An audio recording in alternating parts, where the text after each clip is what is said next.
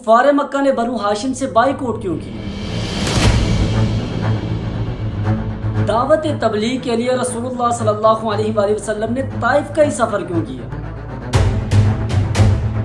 آخر کیا وجہ تھی کہ طائف والوں نے رسول اللہ صلی اللہ علیہ وآلہ وسلم پر اتنا ظلم کیا؟ معراج، 7 آسمانوں کی سیر، فرسٹ ہجرت آف رسول اللہ صلی اللہ علیہ وآلہ وسلم۔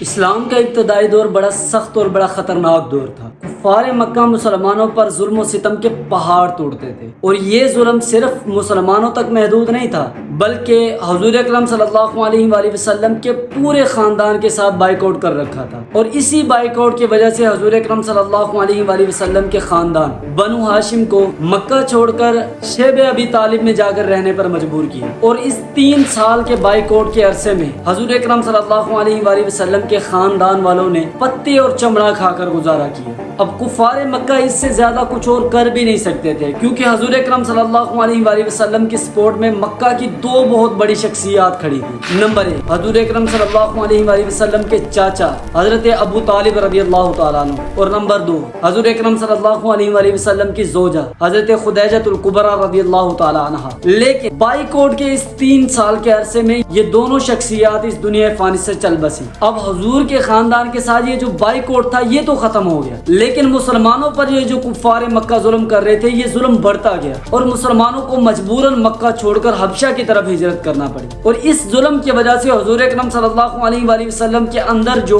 دعوت تبلیغ والا جذبہ تھا وہ کم نہیں ہوا، بلکہ حضور اکرم صلی اللہ علیہ وآلہ وسلم نے ایک نئے سرے سے تبلیغ کا آغاز کیا، اور حضور نے مکہ کو چھوڑ کر طائف کے قبیلے بنو ثقیف کے لوگوں کو جا کے اسلام کی دعوت دینا شروع۔ یہاں پہ ایک سوال پیدا ہوتا ہے کہ حضور مکہ کو چھوڑ کے طائف کی طرف ہی کیوں گئے؟ حضور مکہ کے علاوہ مدینہ میں بھی تو جا سکتے تھے، خیبر بھی تو قریب تھا، اور مکہ کے ارد گرد میں جتنے بھی سٹی تھے ان کی طرف حضور کیوں نہیں گئے؟ حضور طائف کی طرف ہی کیوں گئے؟ اصل میں اس دور کے اندر جہاں پورا عرب جہالت کے اندھیرے کے اندر ڈوبا ہوا تھا، طائف کے لوگ اپنے بچوں کی تعلیم و تربیت کا بڑا خیال رکھتے تھے، اور عرب کا سب سے بہترین ڈاکٹر حارث بن کلدہ یہ بھی طائف کا ہی باشندہ تھا، اور عرب کا سب سے بہترین نجومی عمر بن امیہ اس کا تعلق بھی طائف سے تھا۔ مطلب طائف کے لوگ علم و حکمت کے اعتبار سے سب سے آگے تھے، اور حضور اکرم صلی اللہ علیہ وآلہ وسلم نے یہ سوچا کہ اسلام جیسی عظیم چیز کو سمجھنے کے لیے ایک ذی شعور انسان کا ہونا لازمی ہے۔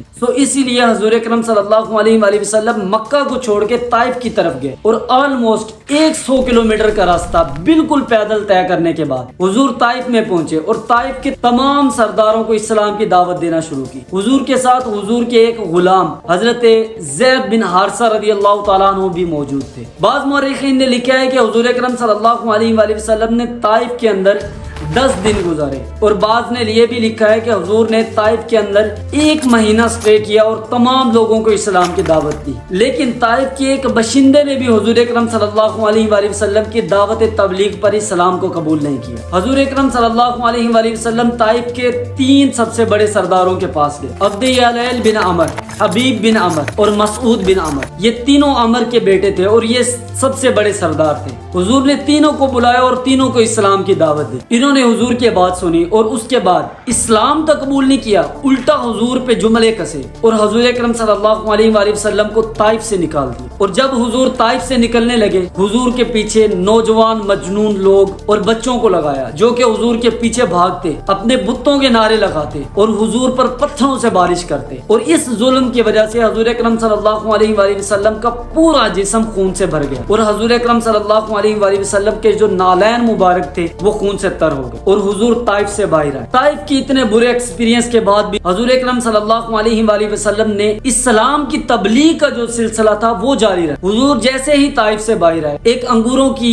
بیل کے نیچے آ کے حضور بیٹھے، اور یہ جو انگوروں کا باغ تھا مکہ کے اندر حضور کے سب سے بڑے دشمن عتبہ اور شیبہ کا تھا، اور انہوں نے جب حضور کی یہ حالت دیکھی تو انہیں بھی حضور پر رحم آ گیا، اور انہوں نے اپنے ایک غلام کو ایک انگوروں انگوروں کا گچھا دے کر بھیجا اور کہا کہ حضور کی خدمت میں جا کے یہ پیش کرو۔ وہ غلام حضور کے پاس آیا اور حضور کی خدمت اقدس میں اس نے انگوروں کا وہ گچھا پیش کیا۔ حضور نے بسم اللہ پڑھ کر جب اسے تناول کیا تو اس غلام نے کہا کہ یہ کون سا کلام تھا جو آپ نے پڑھا ہے؟ عرب کے اندر تو یہ رواج نہیں ہے، عرب کے لوگ کھانے سے پہلے یہ کلام تو نہیں پڑھتے، آپ کس خدا کی عبادت کرتے ہو؟ تو حضور اکرم صلی اللہ علیہ وآلہ وسلم نے اس سے پوچھا کہ تم کہاں کے رہنے والے ہو؟ تو اس نے بتایا کہ میں نینوا کا باشندہ ہوں۔ تو حضور مسکرائے اور حضور نے فرمایا کہ اچھا آپ میرے بھائی یونس کے شہر سے آئے ہیں؟ اور پھر فرمایا کہ وہ بھی اللہ کے نبی تھے اور میں بھی اللہ کا نبی ہوں۔ حضور اکرم صلی اللہ علیہ وآلہ وسلم کی یہ بات سن کر وہ جو غلام تھا وہ بڑا متاثر ہوا۔ جبرائیل علیہ السلام پہاڑوں کے فرشتے کو لے کے وہاں پہ حاضر ہوئے اور عرض کی یا رسول اللہ صلی اللہ علیہ وآلہ وسلم اگر آپ حکم دو تو دونوں پہاڑوں کو ملا دیا جائے گا اور طائف کے لوگوں کو یہاں پہ برباد کر دیا جائے گا، لیکن حضور نے فرمایا کہ ان کی پشتوں سے اللہ تبارک و تعالیٰ ایسے لوگ پیدا کرے گا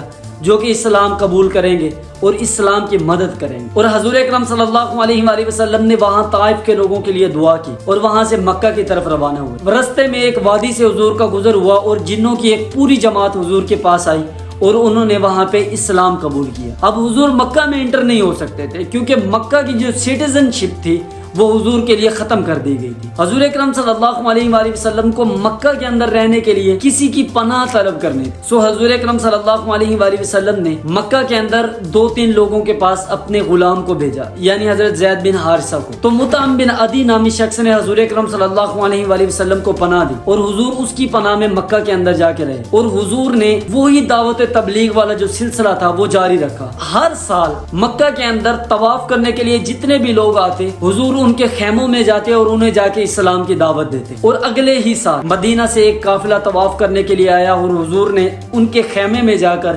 اسلام کی دعوت دی اور اس جگہ پہ 6 لوگوں نے اسلام قبول کیا اور وہ 6 لوگ واپس مدینہ میں گیا اور انہوں نے جا کے مدینہ کے لوگوں کو اسلام کی دعوت دینا شروع کر دی، کیونکہ اللہ تبارک و تعالیٰ نے یہودیوں کے ذریعے مدینہ والوں کو پہلے ہی ذہن بنا رکھا تھا ان قریب ایک پیغمبر آنے والا ہے۔ تو مدینہ کے اندر بہت تیزی سے اسلام پھیلا اور بہت کم عرصے کے اندر مدینہ کے ہر گھر کے اندر اسلام پہنچ گیا۔ طائف کے اس برے ایکسپیرینس کے بعد، اتنا مشکل وقت گزرنے کے بعد، اللہ تبارک و تعالیٰ نے حضور اکرم صلی اللہ علیہ وآلہ وسلم کی دل جوئی کے لیے اپنے پاس بلایا اور اللہ تبارک و تعالیٰ نے حضور اکرم صلی اللہ علیہ وآلہ وسلم کو آسمانوں کی سیر کروائی اور اسے اللہ تبارک و تعالیٰ نے قرآن مجید میں بھی ذکر کیا، سبحان الذی اسری بعبدہ لیلا من المسجد الحرام